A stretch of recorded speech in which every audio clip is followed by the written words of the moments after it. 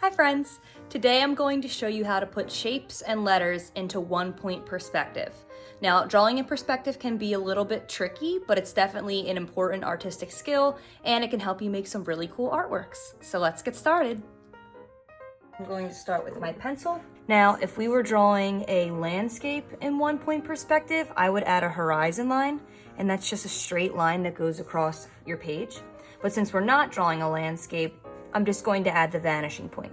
The vanishing point always falls on the horizon line, but again, we're not going to be using one of those. And I am just going to put my vanishing point in the center of the page. If this is your first time with one-point perspective, I recommend you doing the same, but you don't have to put it in the center of the page. We're just going to do this for practice. So my vanishing point is just a point in the center of my page, and now I'm going to add some shapes and maybe a few letters around it. So I'm going to start simple. A circle over here in this corner. You don't want to make it too small, you don't want to make it too large, and make it a good distance away from your vanishing point. I'll draw a square here, about a triangle. I'll put my first initial over here, an A, and I'm going to draw that in block letters. If you decide to add one of your initials or your full name, you want to make them in block letters. And then I'll put a star down here. Before I put my shapes and my letter into perspective, I'm going to trace them in Sharpie. So now to put your shapes into perspective, leading back to the vanishing point where they vanish, you'll need to find something with a straight edge so that you can make straight lines. Now, I couldn't find my ruler, though a ruler is definitely recommended. But if you don't have one, you can always use something that just has a straight edge that will help you create a straight line. So I'm gonna grab my pencil again. So I'm going to start with my square. Now every line that you create is going to come back to your vanishing point. So let me show you. I'm going to add one from this corner, and this corner of my square. You'll see why in a second. Sometimes it helps if you add a circle or point onto your corners so that you know where you're drawing the line to and from. So I'm gonna start from this corner, and then I have to line my straight edge up with my vanishing point. So make sure you can see a little bit of your vanishing point and lead that corner back there. Same thing with this corner. I'm lining up my corner to my vanishing point and drawing a line. And then over here. So you may be thinking, why am I not drawing a line from the corner of the right side of my square, the top right side? That's because if I were to draw it through, you wouldn't really see it because I already have a straight line coming from this corner. This line would be behind what we are already seeing here. A triangle is a little bit easier. You're going to draw it from whatever corners are closest to your vanishing point. From there, and there. This often makes a lot more sense when you're seeing it on your own paper.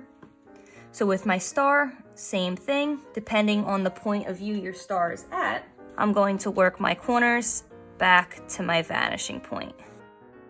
And with the star, you actually have more corners that you can put back into space.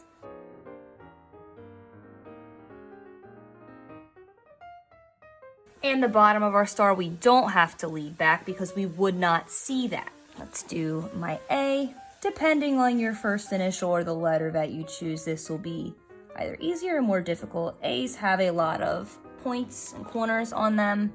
The point of view that mine is at, since we're drawing it from the side of the letter, you won't see as much. Now, I'm going to lead this corner because you would see the edge of that letter leading back into space. Again, this makes a lot more sense when you're seeing it on your own paper. A circle or an oval is probably the easiest shape to lead back into space, back to your vanishing point, because it doesn't have any corners. So all you have to do is take the widest curve of your circle, which would be about here, then lead that back to your vanishing point, and you have to do the same on the other side. Then again, I'm going to trace that in a pen or Sharpie. And I'm going to use my straight edge to do that again because you really want your lines to be straight. And of course, since this is just for practice, you don't have to add as many shapes as I have. I would definitely try 3, but I have 5 here just to show you the variety of shapes that you can use. And of course, you can use more complex shapes than the ones that I have here. It's entirely up to you. So drawing in perspective can be tough to understand, so this is why I'm starting with 1-point perspective. It's always good to start with the easiest technique and then work your way to 2-point perspective or 3-point perspective. So now that I have all my objects leading back into space, I'm now going to color them in, and this is the fun part, of course. I like to color the face of my shape in with patterns, but that's up to you again. So friends, the goal here is to make these objects look 3-dimensional, like they're popping out of the page. So here's my finished 1-point perspective drawing. The way that you color your shapes in and how they're leading back into space, the way you color those in will also help make it look like it's leading back into space. As you can see, it's darker up closer to the shape, and as it's going back towards the vanishing point, the colors get lighter. Now, just to recap our terminology here, the point that you added here in the center in the beginning is called the vanishing point. That is where your shapes, or if you're drawing a landscape, all of your objects will disappear back into that point. And that's where you can no longer see what they look like. And we made our shapes leading back to the vanishing point to make it look like they are leading back into space. Now the background can be colored in as well, but that's entirely up to you. Thanks for watching.